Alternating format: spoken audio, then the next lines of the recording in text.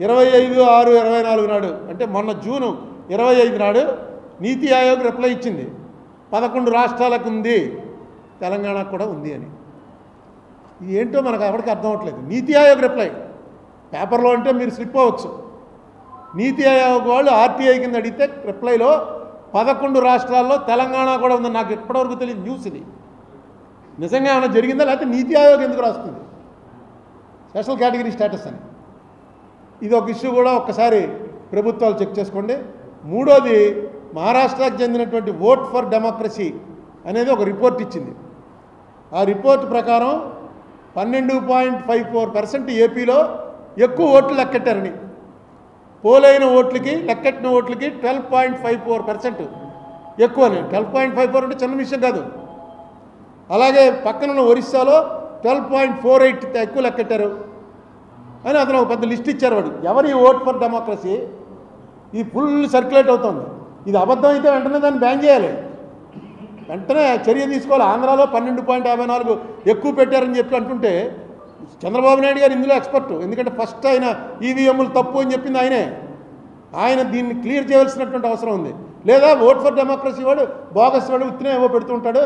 నేను చూశాను వాళ్ళ పేర్లు, అందులో ఎవరెవరు ఉన్నారని. వాళ్ళంతా చాలా పెద్ద రిప్యూటెడ్ ఫెలోసే. మరి ఎందుకు అలా పెడుతున్నారు అని. ఇంకో విషయం, నిన్న బాలినేని అతను వేసినటువంటి పిటిషన్లో ఇప్పుడే దేశాయ్ గారు పంపారు నాకు. దేశాయ్ గారు పంపిన దాని ప్రకారం చీఫ్ ఎలక్టోరల్ ఆఫీస్ మీనా గారు 26/6/2024 నాడు ఒకటి ఇచ్చారు. అది అందరికీ కూడా తిరుగుతోంది, మీకు కావాలంటే పెడతాను నేను. దాంట్లో ఆయన చీఫ్ ఎలక్షన్ ఆఫీసరు ఆయన ఏమి ఇచ్చాడు, ఇవన్నీ కూడా కౌంటింగ్ అయిన 10 రోజుల్లో మొత్తం డిస్ట్రాయ్ చేయమన్నారు. అప్పుడే 20 రోజులు అయింది, 26వ తారీఖున ఇచ్చాడు ఆయన. అప్పుడే 20 రోజులు అయింది, ఇంకా ఎందుకు డిస్ట్రాయ్ చేయలేదు, వెంటనే అన్నీ డిస్ట్రాయ్ చేయండి అని చెప్పి ఆయన ఇచ్చాడు. అది పంపిస్తే అది చూసి నేను ఆశ్చర్యపోయి దేశాయ్ గారిని అడిగాను, ఇదేంటండి బాబు అని. వెంటనే దేశాయ్ గారు యాక్ట్ తీసి పంపించాడు. Section 81 of the representatives of people act. ఇప్పుడు అదే ఇక్కడ వచ్చి కూర్చుని రాసుకున్నది ఆయన ఇందులో పంపించాడు వాట్సాప్లో. దాని ప్రకారం 45 రోజుల వరకు అది సురక్షితంగా పెట్టించాలి. ఎందుకంటే ఎలక్షన్ పిటిషన్ ఎవడన్నా వేస్తాడేమో, ఎలక్షన్ పిటిషన్ వేసేటప్పటికి అన్నీ కూడా సురక్షితంగా ఉండాలి. 45 డేస్ టైం ఇచ్చింది యాక్ట్. మీకు గుర్తుందా, జక్కంపూడి రామ్మోహన్ రావు గెలిచినప్పుడు వడ్డీ వీరభద్రరావు కోర్టుకు వెళ్ళాడు. కోర్టుకు వెళ్తే అన్నాళ్ళు పట్టింది, 3 ఏళ్ల తర్వాత కౌంటింగ్ చేశారు. 3 ఏళ్ళ ఆయన 45 డేస్ కాలదోషం పట్టకుండా కోర్టుకు వెళ్ళిపోయాడు. కానీ యాక్చువల్గా అది వాయిదాలు పడి 3 ఏళ్ల తర్వాత కౌంటింగ్ చేశారు. చేస్తే 650-700 ఓట్లతో నెగ్గాడరా రామ్మోహన్ రావు అనుకున్నది 200-250 ఓట్లు కాదు, తప్పు, ఇతను నెగ్గింది 340 ఓట్లతో అని వచ్చింది జడ్జిమెంట్. ఇక అసలు మీరు 10 రోజుల్లో మొత్తం డిస్ట్రాయ్ చేసేయండి అని అంటే ఇంక ఎలక్షన్ పిటిషన్ ఏమి వేస్తాడు. అసలు డిస్ట్రాయ్ చేసేటువంటి కంప్యూటర్లు ఆన్లైన్వి. ఇప్పుడు దానికి ఏమంటున్నారు వాళ్ళు, మీరు రండి మాక్ పోలింగ్ పెడతామని. మాక్ పోలింగ్ అంటే మనందరం వెళ్ళి ఇక్కడేమో చెప్పాలి, మేము ఇదిగోనండి మేము సైకిల్కి కొడుతున్నాం, మేమేమో ఫ్యాన్కి కొడుతున్నాం అని రాసుకుంటారు. అక్కడికి వెళ్ళి మనం సైకిల్కి ఫ్యాన్కి కొట్టాలి, చూపిస్తారు. ఇక చూడండి మీరు చెప్పినట్లు 12 మంది సైకిల్కి కొడతా ఉన్నారు, 12 వచ్చాయి. 80 మందికి ఫ్యాన్కి కొడతా ఉన్నారు, 8 వచ్చాయి. ఇది చేస్తారట పిలిచి మాక్ పోలింగ్ అని. ఇప్పుడు మాక్ పోలింగ్ అంటే అది ఇంకేముంది, మాక్ పోలింగ్ కూడా కావాలండి. ఆవేళ పోలింగ్ అయింది కావాలి. కానీ ఆ చిన్న స్లిప్పులు వస్తాయి. ఆ స్లిప్పులు ఎందుకు, ఇలాంటి కంటింజెన్సీకే, ఇలాంటిది ఏమైనా వచ్చినప్పుడు స్లిప్పులు లెక్కడానికి. ఆ స్లిప్పులన్నీ డిస్ట్రాయ్ చేసేసారట.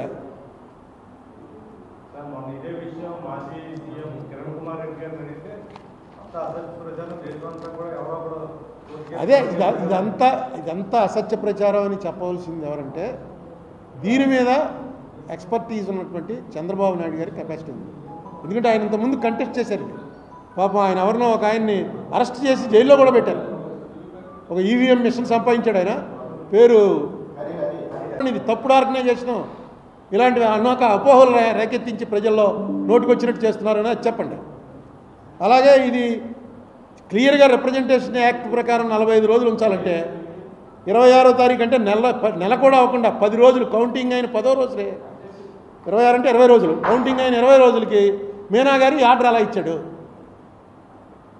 యాక్ట్ ఏమన్నా మారిందా, ఇది చెప్పవలసినటువంటి అవసరం ఉంది. ఎందుకంటే దీని మీద చాలా చర్చ జరుగుతుంది. ఇది స్పెషల్ కేటగిరీ స్టేటస్ 5 మండలాలు.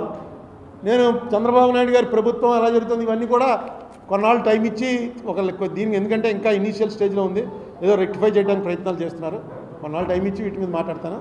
మెయిన్ మార్గదర్శిలో వాళ్ళకి చేసిన రిక్వెస్ట్, చంద్రబాబు నాయుడు గారికి రేవంత్ రెడ్డి గారికి రిక్వెస్ట్, అది కొంచెం ఆయనకి వాళ్ళకి అందేలా చేయండి.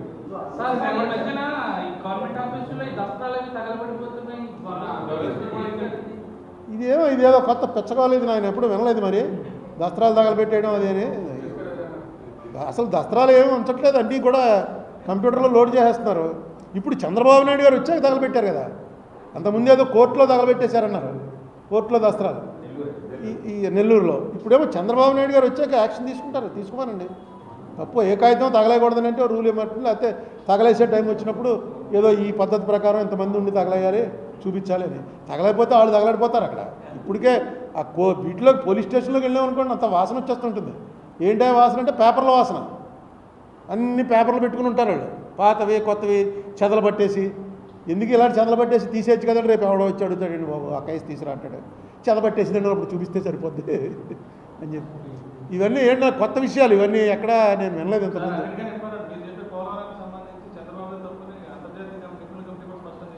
ఇప్పుడు చంద్రబాబు తప్పులు జగన్ తప్పుల మీద మళ్ళీ వేరే ప్రెస్ మీట్ పెడతాను.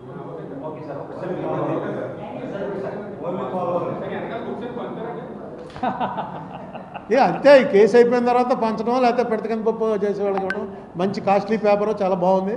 మీరు కావాలంటే ఒక బుక్ పట్టుకెళ్ళచ్చు ఇంట్లో పిల్లలకి ఇచ్చి. ఎందుకంటే ఇది కేసులా, ఇది పెద్ద స్టడీ అవుతుంది కేసు.